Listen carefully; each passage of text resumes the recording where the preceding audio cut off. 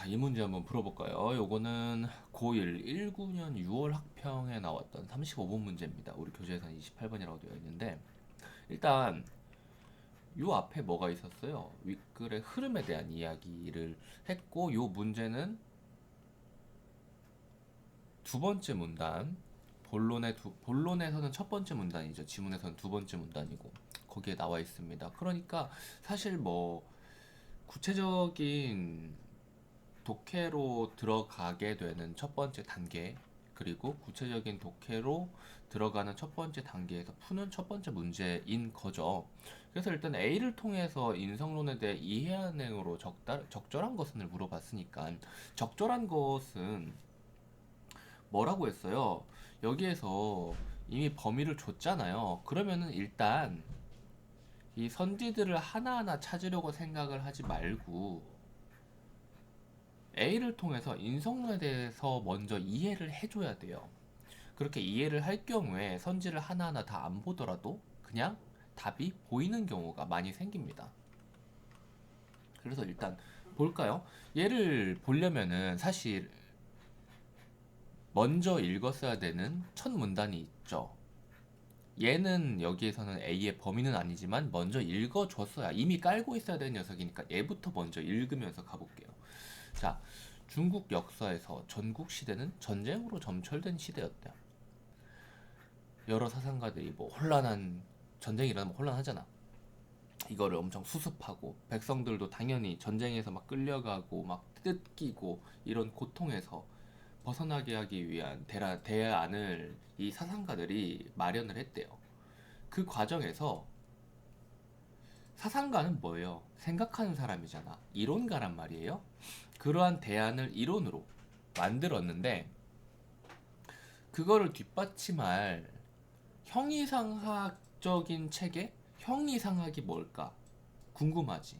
궁금해야 돼. 공부를 하려면. 궁금하면은 검색을 해서 읽어봐야 돼. 이 게시물을 봐서 이해가 안 되지? 그러면은 다른 게시물을 봐서 이해를 해야 돼. 나는 단어에 대한 설명은 명확히 안 해드립니다. 그 이유가 뭐냐면, 이 단어라는 거는 자기가 스스로, 그러니까 남한테 듣는 게 중요한 게 아니라 자기가 스스로 어느 인지를 하는 게 중요한 거거든. 그래서 좀 뭐라고 해야 되지? 암기를 영어로 치면 영어 암기를 내가 대신 해줄 수는 없잖아요. 그쵸? 그거랑 비슷하다고 보시면 돼요. 뜻을 설명해 드릴 수는 있겠습니다만, 사실 이 형이상학이라는 단어 자체는 굉장히 추상적인 단어라서 사람들마다 해석하는 게 조금씩은 다를 수도 있고 설명하는 게 조금씩 다를 수도 있습니다. 그리고 나도 지금 당장 이 단어에 대해서 완벽하게 설명을 하라. 그러면 설명을 잘 못해. 왜냐면은 형이상학이 뭔지 이 머리로는 알고 있지만 얘를 설명할 수 있는 언어적인 어떤 뭐 표현 같은 걸로 뱉어야 되잖아? 근데 그 뱉는 녀석을 정리를 해서 말을 해줘야 되는데, 그런데 그런 거를 정리를 해서 하나하나 전부 다 완벽하고 꼼꼼하게 말을 해준다? 그러면 사실 우리는 지문을 읽고 문제를 푸는 그 과정에 대해서 탐구를 해야 되는 건데, 그게 아니라 주객이 전도돼 버려서 단어 설명을 하는 데만 한 지문에 몇 시간을 써버릴 수도 있게 되는 거죠. 그냥 단순한 이런 것이다라는 뜻을 설명하는 것으로는 부족한 단어예요.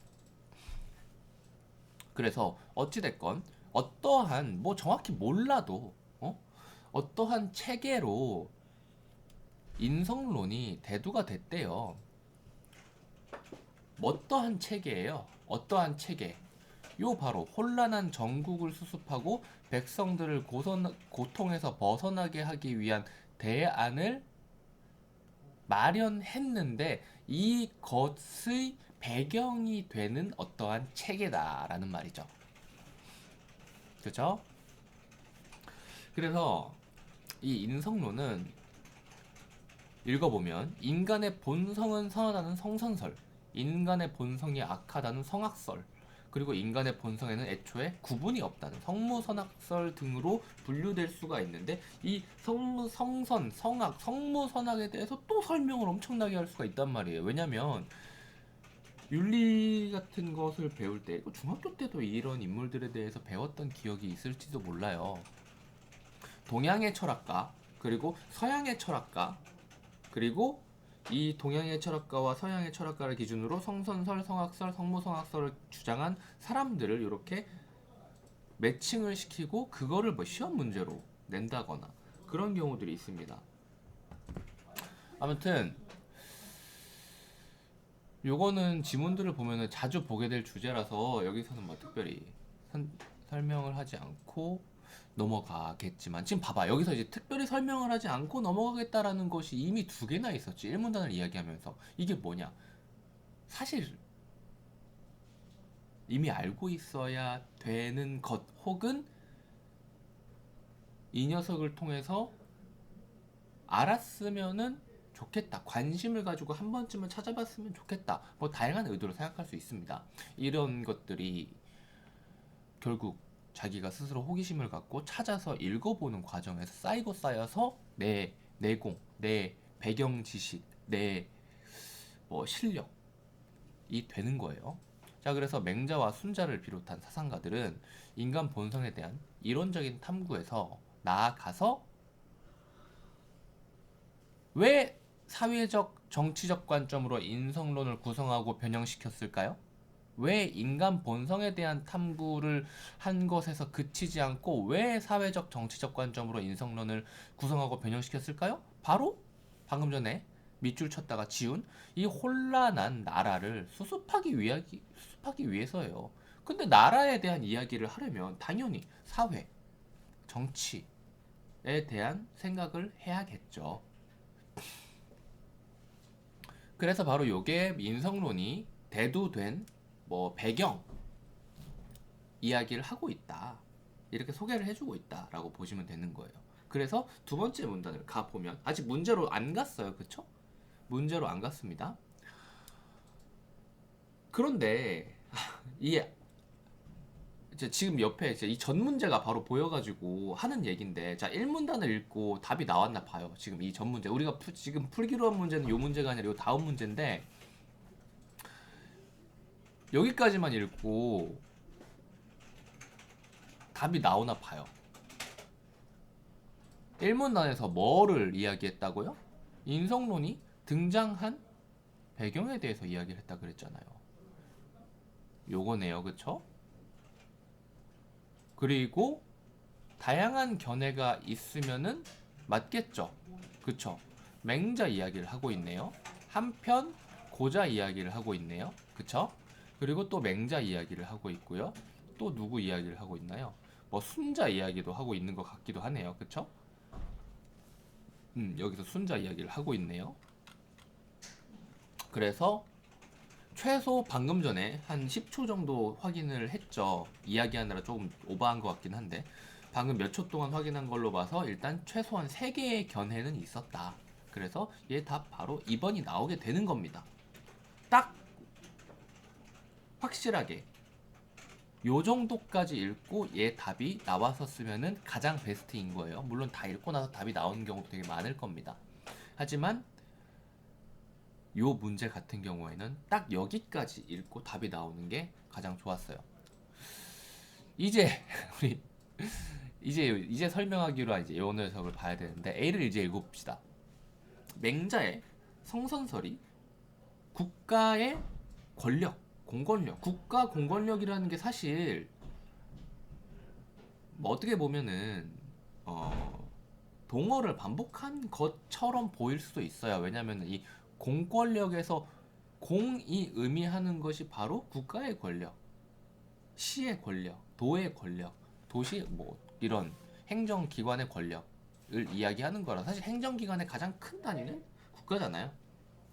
그래서 국가 공권력에 저항하기 위해서 호족들 및 지주들 뭐 그 귀족들이라고 보시면 됩니다. 성선설을 이 사람들은 사람 성선설이잖아요. 사람은 원래 선하잖아요. 우리가 지방의 귀족들인데 우리는 선하니까 백성들에게 잘해줄 거예요. 그러니까 국가는 우리한테 간섭하지 마세요. 그 근거로 우리는 맹자의 성선설을 쓰겠습니다. 이런 이야기를 한 겁니다. 그런데 순자나 법가에 얘네들은 이제 뭐 본격적으로 나왔으니까 여기서 동그라미를 좀 쳐봅시다. 순자나 법가는 이렇게 묶어줘야겠죠? 맹자의 성선설이 요런 귀족들의 뭔가 자기 방패, 우리는 선하니까 건들지 마세요라는 방패로 사용이 됐다면 순자나 법가의 성악설은 군주가 국가 공권력을 정당화할 때 논거로 사용됐다? 반대네요. 그쵸? 맹자의 성선설이랑. 그쵸?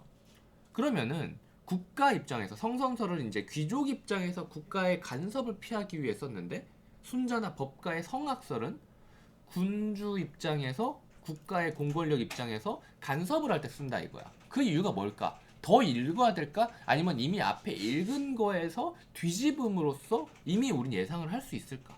후자죠, 후자. 뭐예요?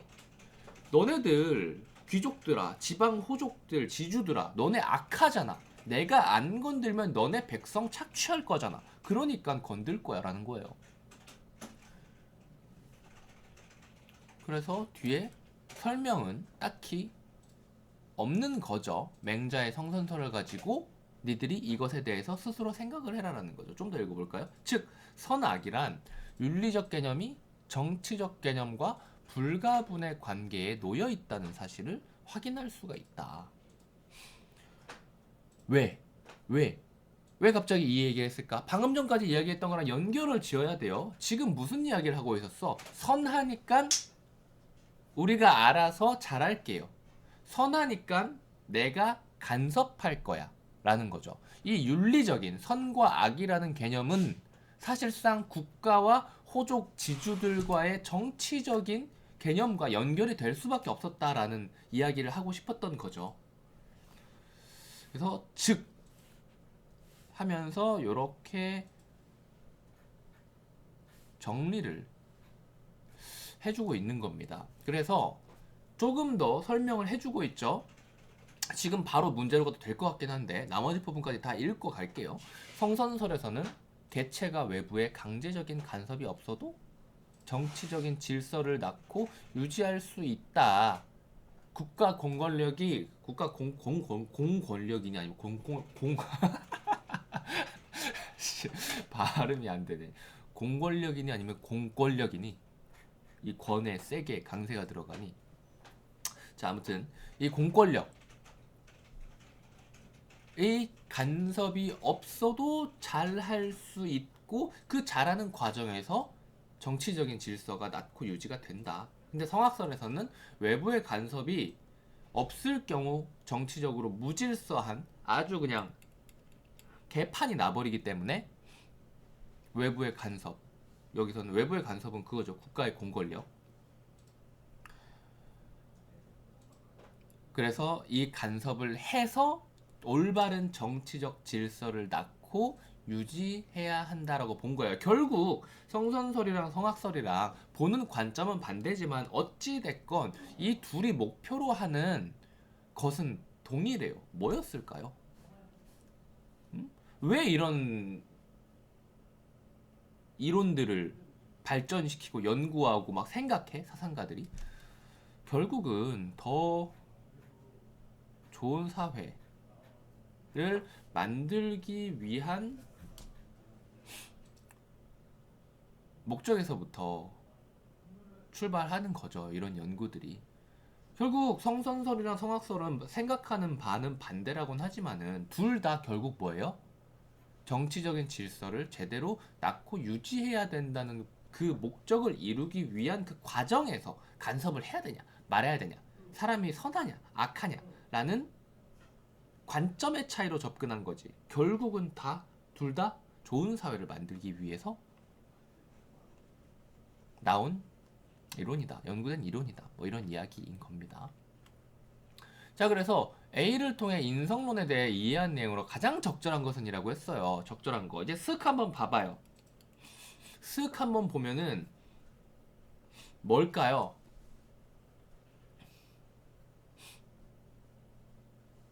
바로 답이 보이잖아. 바로. 뭐예요? 네? 지금 우리 무슨 이야기를 했어요? 지금 윤리와 정치적 입장을 이야기를 했는데 이 인성론에서 성선설과 성악설이 있었어. 근데 성선설은 누가 주장을 했죠? 지방, 호족, 지주, 그냥 귀족이라고 할게요. 귀족이 주장을 했고 성악설은 국가가 주장을 한 겁니다. 귀족은 무슨 말을 했어요? 건들지 마세요. 그리고 국가는 무슨 이야기를 했어요? 건들 거야. 바로 요것이 귀족의 입장, 그리고 요것이 국가의 입장. 어떤 입장? 정치적 입장. 이 사람들의 정치적 입장, 나를 건들지 마세요라는 정치적 입장을 정당화하려는 이념적인 수단이었다. 그리고 성악설은 국가의 정치적 입장, 너희들에게 개입할 거야 라는 이야기를 정당화하는 이념적인 수단으로 각각 사용이 되었습니다 라는 거죠. 이 둘을 잘 보셨어야 됩니다. 그래서 답은 3번이 나오고 끝나는 거예요. 나머지 선지들에 대해서 하나하나 찾을 수는 있겠죠. 내용이 있을 수도 있고 뭐 없을 수도 있는데 사실상 그게 이 문제 풀이에서 중요한 건 아니었고요.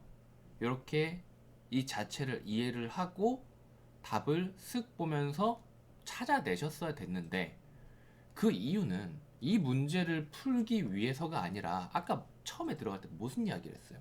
얘가 지금 지문의 도입부이자 문제의 도입부라고 구체적인 정보를 읽는 첫 문제죠. 이 앞은 큰 흐름을 보는 거잖아요.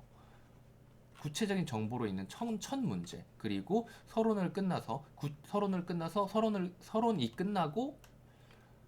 본론으로 들어가서 구체적인 설명이 나오는 첫 문단. 그러니 사실상 여기까지가 어떻게 잡혀 있느냐, 그리고 여기까지 읽어가면서 연결된 문제를 어떻게 풀어갔느냐에 따라서 이 이후 내용이 어떻게 읽히고 해석이 될지가 달라진다는 거예요. 문제 자체는 뭐 요런 애들이 더 어려울 수도 있겠지. 하지만 얘를 제대로 읽고 풀었어야만 다른 문제들도 수월하게 읽고 풀 수 있었겠습니다. 여기까지 할게요.